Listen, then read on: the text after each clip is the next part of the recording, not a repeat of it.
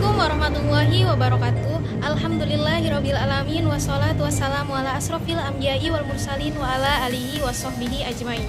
Amma ba'du. Yang saya hormati Ibu Adisya Maya Andara selaku dosen pengampu mata kuliah Bisnis Internasional, dan yang saya banggakan pula teman-teman sekalian. Sebelumnya perkenalkan, nama saya Nadiatul Mamduhah dengan NIM 221557. Baik, langsung saja saya akan memulai tugas UAS presentasi kali ini. Pada materi pembahasan kali ini, saya akan membahas beberapa materi, di antaranya yang pertama pengertian bisnis internasional, yang kedua pentingnya bisnis internasional, yang ketiga bentuk-bentuk bisnis internasional, yang keempat contoh kasusnya, yang kelima strategi bisnis internasional. Langsung saja, yang pertama apa itu bisnis internasional? Bisnis internasional adalah aktivitas perdagangan, investasi, atau kerjasama ekonomi yang dilakukan oleh perusahaan atau individu lintas batas negara. Aktivitas ini mencakup ekspor-impor barang dan jasa, investasi langsung ke luar negeri, serta kolaborasi strategis antar perusahaan global. Bisnis internasional menjadi penting karena globalisasi telah membuka peluang bagi perusahaan untuk memperluas pasar, mengakses sumber daya baru, dan meningkatkan daya saing di tingkat global. Selanjutnya yaitu seberapa penting bisnis internasional. Yang pertama yaitu untuk akses pasar baru, yaitu perusahaan dapat menjual produk atau layanan mereka ke negeri lain untuk menjangkau lebih banyak konsumen. Yang kedua ada diversifikasi resiko, yaitu dengan beroperasi di berbagai negara, perusahaan dapat mengurangi resiko finansial akibat ketidakstabilan ekonomi di suatu negara. Yang ketiga yaitu efisiensi biaya, merupakan banyak perusahaan memindahkan produksi ke negara dengan biaya tenaga kerja lebih rendah untuk menghemat biaya operasional. Yang keempat ada akses sumber daya, yaitu beberapa negara memiliki sumber daya alam, teknologi, atau tenaga kerja yang tidak tersedia di negara asal perusahaan. Yang terakhir ada inovasi dan kolaborasi, yaitu memulai bisnis internasional. Perusahaan dapat belajar dari budaya dan teknologi lain untuk menciptakan produk inovatif.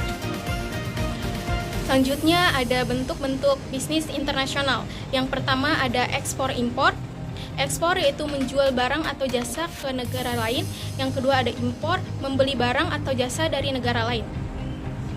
Yang kedua ada investasi langsung ke luar negeri, yaitu perusahaan membangun pabrik atau fasilitas produksi di negara lain. Contohnya Toyota membuka pabrik di Indonesia.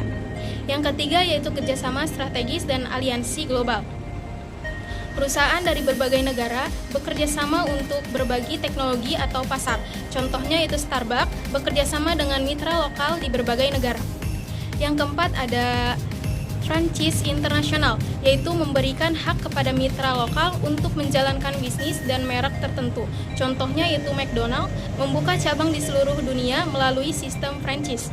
Yang kelima ada outsourcing dan offsourcing, yaitu memindahkan beberapa bagian operasional ke negara lain untuk efisiensi biaya. Contohnya, perusahaan teknologi mempekerjakan tenaga kerja IT di India. Selanjutnya ada contoh kasus nyata. Yang pertama ada Apple Inc. Apple adalah contoh nyata bisnis internasional. Komponen iPhone diproduksi di berbagai negara seperti Tiongkok, Korea Selatan, dan Jepang. Sementara produk akhirnya dijual di seluruh dunia. Strategi ini memungkinkan Apple mengurangi biaya produksi sambil tetap menjaga kualitas tinggi. Yang kedua ada Coca-Cola. Coca-Cola menggunakan strategi adaptasi lokal dalam bisnis internasionalnya. Di setiap negara, mereka menyesuaikan rasa produk dan strategi pemasaran sesuai dengan preferensi konsumen lokal. Misalnya, Coca-Cola di Jepang memiliki rasa teh hijau yang tidak ditemukan di tempat lain. Yang ketiga ada Gojek yang bertempatan di Indonesia. Gojek telah memperluas operasinya ke beberapa negara di Asia Tenggara seperti Vietnam dengan nama GoViet dan Thailand dengan nama GET. Ini menunjukkan bagaimana perusahaan lokal bisa bersaing di pasar internasional. Selanjutnya ada tantangan dalam bisnis internasional. Yang pertama adanya perbedaan budaya. Setiap negara memiliki budaya unik untuk mempengaruhi cara berbisnis.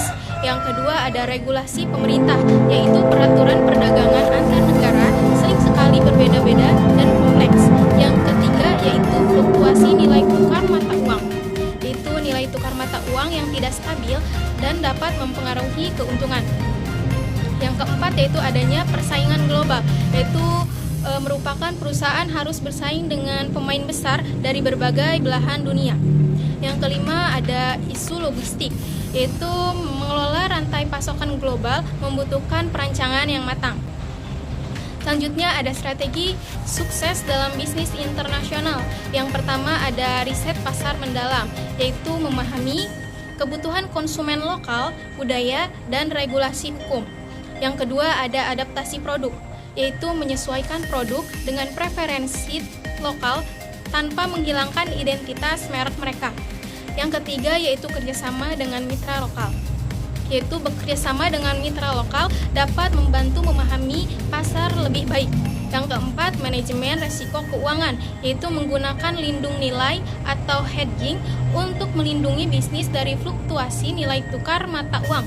Yang kelima yaitu inovasi teknologi, merupakan teknologi seperti e-commerce untuk menjangkau pasar global lebih cepat. Selanjutnya ada kesimpulan. Kesimpulan dari materi pembahasan kali ini adalah bisnis internasional merupakan peluang besar bagi perusahaan untuk berkembang secara global, meningkatkan keuntungan, dan memperluas jangkauan pasar mereka. Namun, keberhasilan bisnis internasional membuktikan pemahaman mendalam tentang pasar global, kemampuan beradaptasi terhadap budaya lokal, serta strategis menjamin resiko yang efektif. Dengan memahami tantangan dan peluang dalam bisnis internasional, perusahaan dapat mengambil langkah strategis untuk menjadi pemain global yang kompetitif. Terima kasih, sekian presentasi dari saya, kurang dan lebihnya mohon maaf. Wassalamualaikum warahmatullahi wabarakatuh.